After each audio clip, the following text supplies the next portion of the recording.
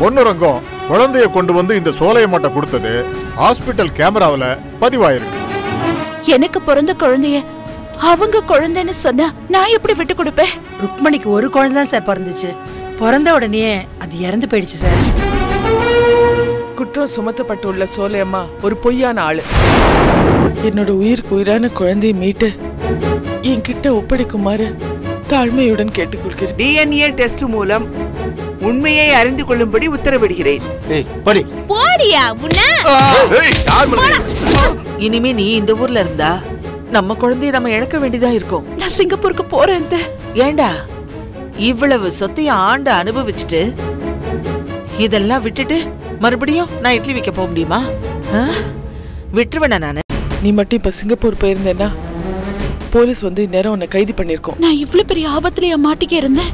கோயில் வாசல்ல அங்க ஒரு 4-5 ரவுடி பசங்களை போட்டு அடி அடின்னு அடிச்சு பின்னி எடுத்துட்டா.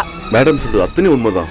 உன் மாமியார் உன் சொத்துக்கு ஆசைப்பட்டு உன் இளைய மனசை பயன்படுத்தி எப்படியாவது உன்னை மருமகள் ஆக்கிக்கணும்னு நினைச்சாங்க. மேக்கப் போட்டு மைனாவா படத்துல நடிச்சேங்க. அடி பாவி. நான் உனக்கு வச்சிருக்கேன்டி பூஜை, நல்ல சிறப்பான பூஜை. உங்க பையன் கிட்ட இருந்து உங்களை பிரிச்சிடுவேன். குழந்தை யாரோட குழந்தைன்னு தீர்ப்பு வர வரைக்கும் ருக்மிணி நம்மளோட பாதுகாப்புல தான் இருக்கணும். DNA டெஸ்ட் முடிகிற வரைக்கும் நீ இல்லாம அர்ச்சனாவில ஒண்ணும் பண்ண முடியாது. என் குழந்தைய வீட்டுல இருந்து உன்னை பாக்கிறதுக்கும் பேசுறதுக்கும் அருகதை இல்லாதவன ஆயிட்டேனே. இந்த கருவாசிருக்கே முதல்ல டிஃபன் கேரியர்ல சாப்பாடு எடுத்துட்டு போனா, கேட்டா காக்காக்குன்னா இப்ப துணியை தோல்ல தூக்கிட்டு போறா. என்ன எதுவும் உடம்பு சரியில்லையா? தலைவலிக்குதா? மாத்திரை என்ன கொண்டு வரட்டா?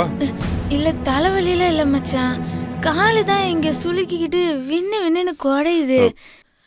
அந்த மைனாக்கு எங்க அம்மா டச் அப் கேர்ல வேலை செஞ்சாங்க. அவ கால் பாதம் கால் விரல் எல்லாம் தொடச்சு சும்மா பள்ளிச்சுன்னு பள்ளிங்க மாதிரி வச்சிருந்தாங்க. ஐயோ அம்மா, இப்போ பூமிக்காவம்மா உன்னை கூப்பிட்டா. நான் தாம்மா பூமிக்காக்கு கால் அமைக்க விடுன்னு உன்னை கூப்பிடுறேன்.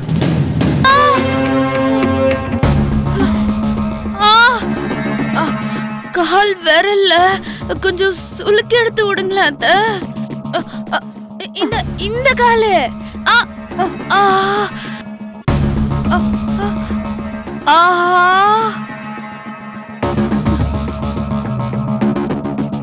அத்தை.